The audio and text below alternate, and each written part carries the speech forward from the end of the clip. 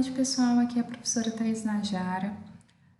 Hoje eu vou começar a corrigir o exercício que eu passei para vocês.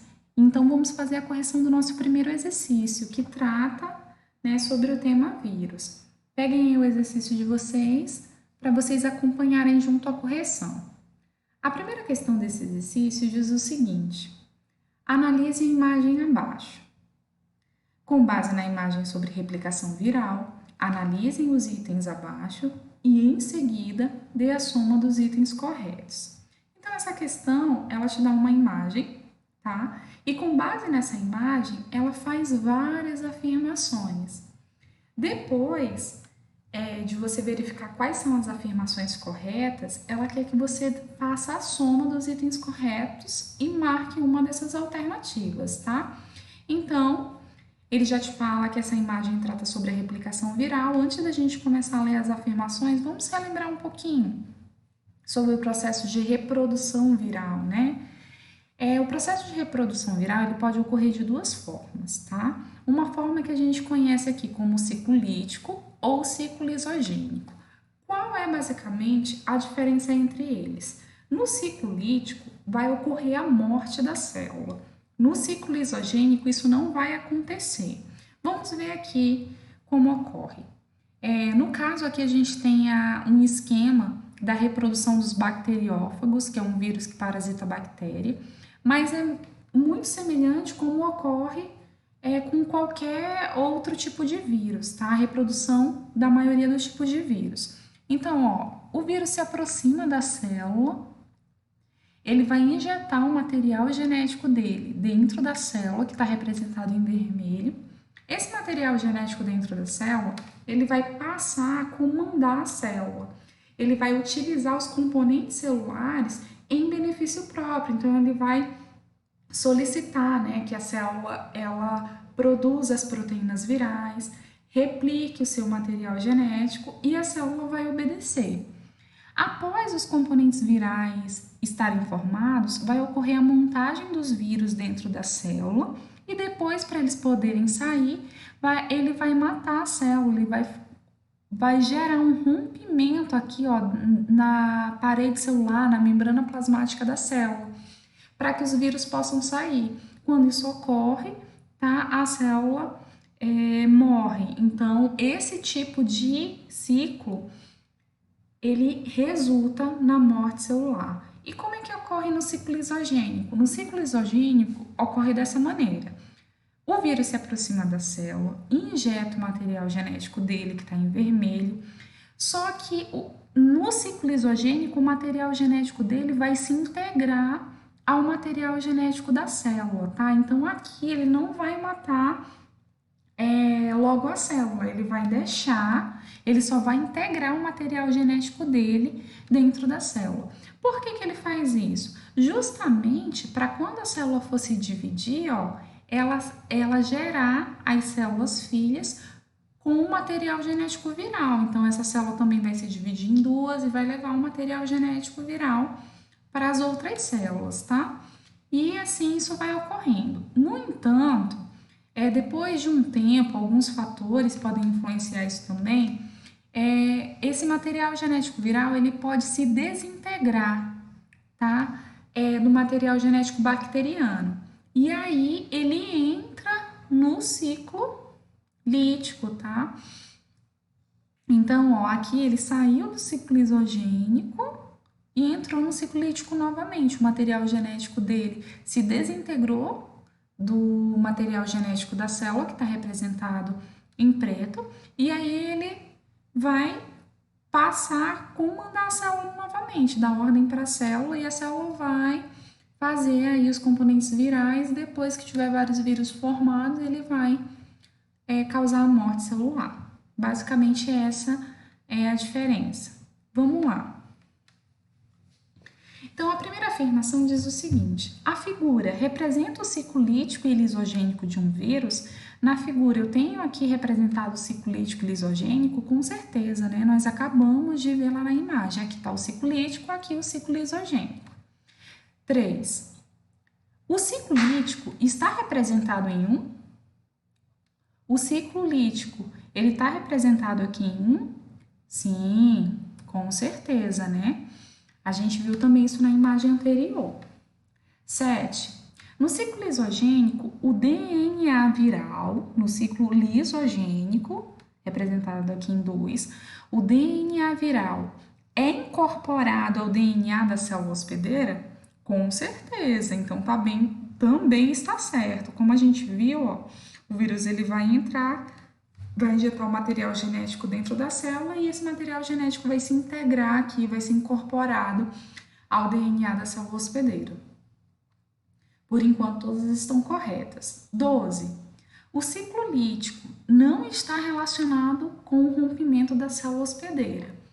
Gente, no ciclo lítico não vai ocorrer o rompimento da célula hospedeira? Vai, né? Tá incorreto, tá incorreto porque ele fala que não vai ocorrer o rompimento da célula hospedeira. E na verdade ocorre o rompimento da célula e a célula morre. Então, essa questão 12 está incorreta, essa afirmação 12 está incorreta. Já na afirmação 15, ele fala o seguinte: o ciclo lisogênico sempre resulta em morte da célula hospedeira. Isso é verdade? É o ciclo lisogênico que gera morte celular? Não, né? A gente viu que é o ciclo lítico. Então, a 12 e a 15 estão incorretas. Então, agora você só vai fazer a soma. 7 mais 3, 10, mais 1, 11. Tem 11 nas alternativas? Tem. Então, letra C é a resposta correta. Agora, vamos para a questão 2.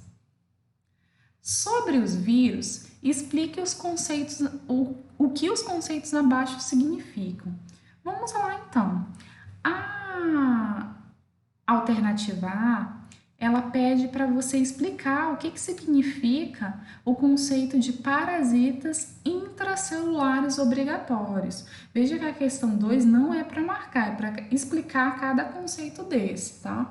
O que significa isso? Que os vírus são parasitas intracelulares obrigatórios. Significa que eles só conseguem se reproduzir dentro da célula. Os vírus, eles só têm atividade quando eles estão no interior de células, tá? Fora delas, eles não têm atividade nenhuma. Então, por isso que a gente chama eles de parasitas quer dizer dentro, são parasitas de dentro da célula obrigatórios, porque eles só se reproduzem, só têm atividade dentro da célula. O que quer dizer o termo, né? O que significa o termo vírus envelopado, né? Explique esse conceito aqui, vírus envelopado. Vamos relembrar aí a estrutura viral. Vamos relembrar um pouquinho aqui a estrutura viral.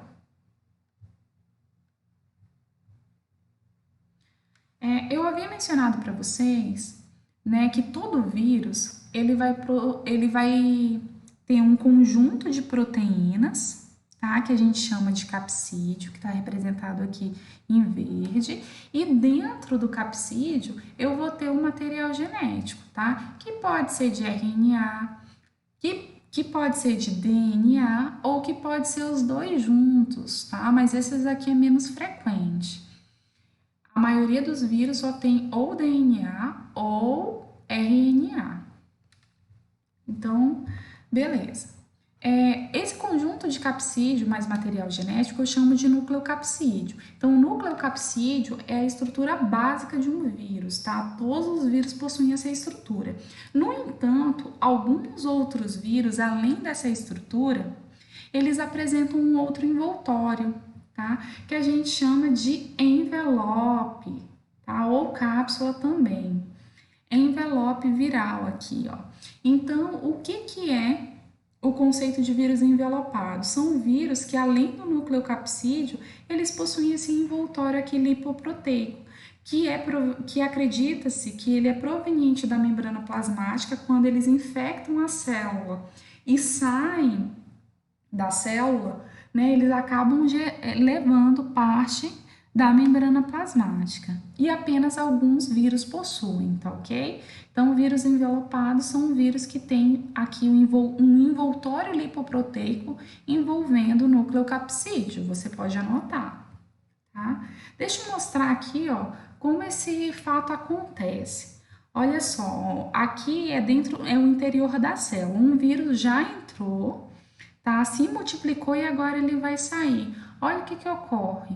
Na hora que ele foi sair, aqui o capsídeo com o material genético dele, ele acaba levando a parte da membrana plasmática da célula. E essa parte da membrana plasmática da célula vai virar o envoltório aí lipoproteico, tá? Que os vírus têm. E aí eles passam a ser chamados de vírus envelopados. Vamos voltar lá na imagem. Então, vimos o conceito de vírus envelopado. Agora, vamos ver o que significa o termo retrovírus, tá? Retrovírus é um vírus que tem como material genético o RNA. E além do RNA, eles também possuem uma enzima chamada de transcriptase reversa, tá? Essa enzima, ela produz uma fita de DNA a partir da molécula de RNA, tá? Então, um retrovírus é um vírus que tem como material genético o RNA e a enzima transcriptase reversa. Já o termo adenovírus, né, são vírus que tem como material genético o DNA, tá? É justamente o contrário aqui do retrovírus. No adenovírus, o material genético é a molécula de DNA. E o que significa dizer que os vírus possuem especificidade viral, tá? O que isso significa?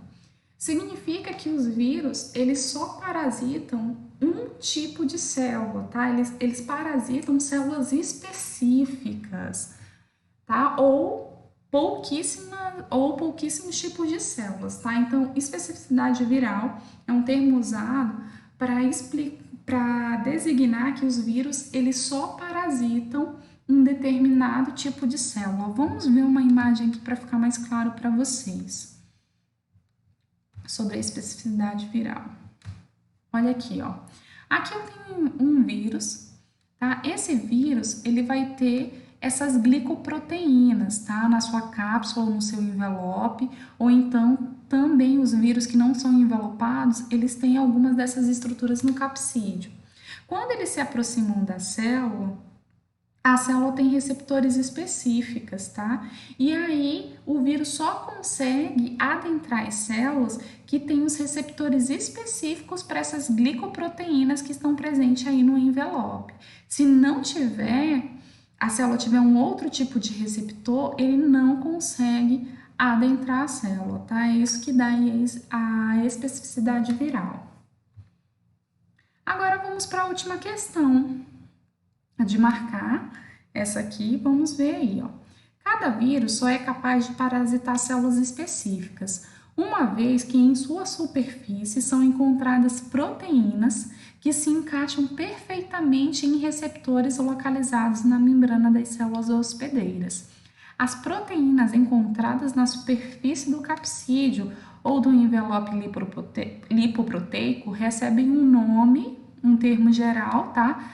Elas são chamadas de ligandes, tá? Então, é justamente o que eu acabei de explicar aqui na especificidade viral, tá? Cada vírus, para ele parasitar um determinado tipo de célula, ele precisa que as proteínas que estão presentes na superfície ali do capsídeo ou do envelope lipoproteico se ligue aos receptores específicos das células hospedeiras, tá? E essas proteínas, elas recebem o nome de ligandes. Vamos ver aqui a imagem de novo, ó.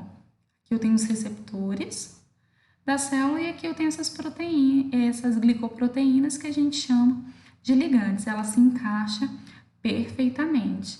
E então a gente encerrou a correção da atividade 1, gente. Uma boa noite para vocês.